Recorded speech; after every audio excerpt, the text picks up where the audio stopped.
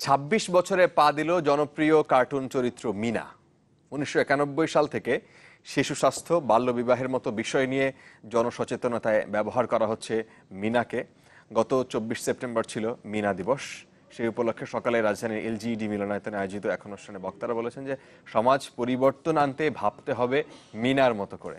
পরামর্শ দিয়েছেন মিনার জনপ্রিয়তাকে কাজে লাগিয়ে জনসচেতনতা আরও বাড়ানোর। আমি হয়তো আমার নাম রাখতে পারি। খুব ভালো কথা, তুমি কিন্তু স্কুলে মন দিয়ে পড়াশোনা করবা। আমি স্কুলে পড়তে চাই।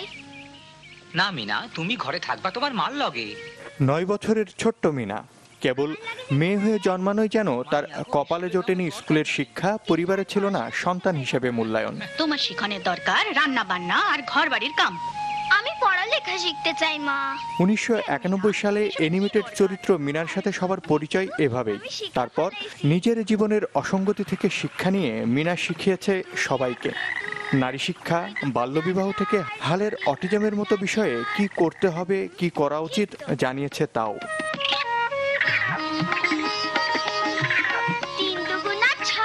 তাই মিনা দিবসের এবারের আয়োজনে ইউনেস্কো জানালো সামাজিক ও প্রাকৃতিক দুর্যোগ মোকাবেলায়ও সাহায্য করতে পারে মিনা। মিনার জনপ্রিয়তা আছে, যেটা কাজে লাগাতে হবে সমাজ পরিবর্তনে, ব্যবহার করতে হবে ভালো উদ্যোগে। দক্ষিণ এশিয়ার বহুল জনপ্রিয় মিনা চরিত্রের সৃষ্টি প্রখ্যাত শিল্পী মুস্তাফা মনোয়ারের হাত ধরে। তিনি জানালেন সমাজ পরিবর্তনে সবাইকে মিনার মতো ভাবতে হবে। এইটাই যদি শিক্ষা ব্যবস্থা হয় যে বড়রা আমরা যা ইচ্ছা করব, তার বয়সটিকে দেখে শিক্ষা ব্যবস্থা যেন আবার নতুন কিছু আসে, পরিবর্তন হয়। দেশের প্রতিটি শিশুই মিনার মতো কৌতূহলী বুদ্ধিদীপ্ত। এসব শিশুকে তাই সঠিক পরিচর্যার মধ্য দিয়ে বড় করে তোলার পরামর্শ প্রাথমিক ও গণশিক্ষা মন্ত্রীর।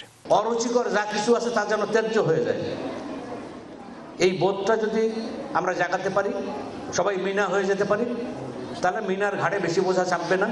আয়োজনের শেষে ছিল মিনা, রাজু আর মিঠুকে নিয়ে ভিন্ন ধর্মী পরিবেশনা। হাসনাত রাব্বি, চ্যানেল 24, ঢাকা।